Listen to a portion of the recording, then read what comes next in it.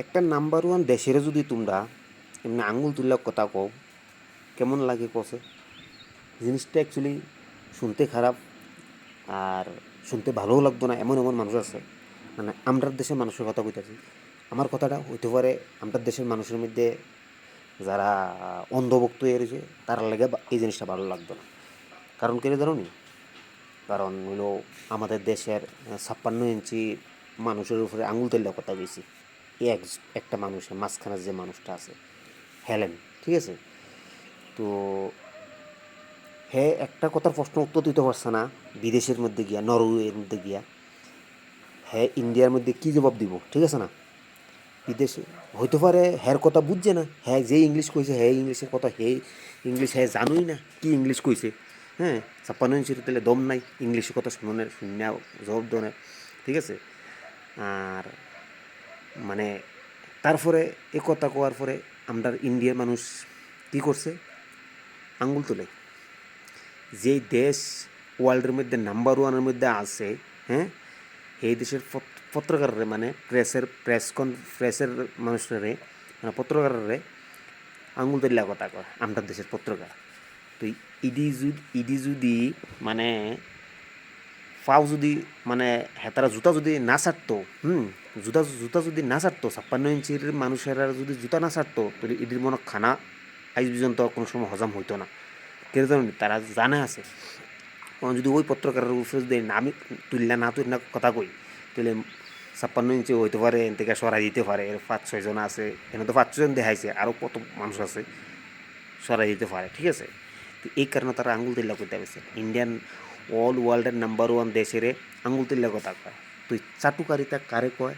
এটা তোমরা বুঝতে পারছো অন্ধভক্ত ওরা তোমরা কইতাছি আমি অ্যাকচুয়ালি এই জিনিসের মধ্যে যেতাম চাই না কারণ এই জিনিসটা দেখতে আমার খারাপ লাগছে কারণ একটা ওয়ার্ল্ডের মধ্যে নাম্বার ওয়ান দেশের পত্রকারের না আঙ্গুল তিল্লা কথা কোন মানে এটা খুবই খারাপ আমরাও যদি এক নম্বর থাকতাম তো আমরার উপর যদি আঙ্গুল তিল্লা কথা কইতো তাহলে আমরারও এই জিনিসটা খারাপ লাগলো তার দেশের প্রেম তোর খারাপ লাগছে জানি ঠিক আছে ইন্ডিয়ার বদনাম করতেছে জানি তো আমার রূপে আমি তার থেকে আমি তোমরা গীতাছি ঠিক আছে অন্ধভক্ত চাটুকারিতা পত্রকার হ্যাঁ 56 ইঞ্চি মানুষের তারা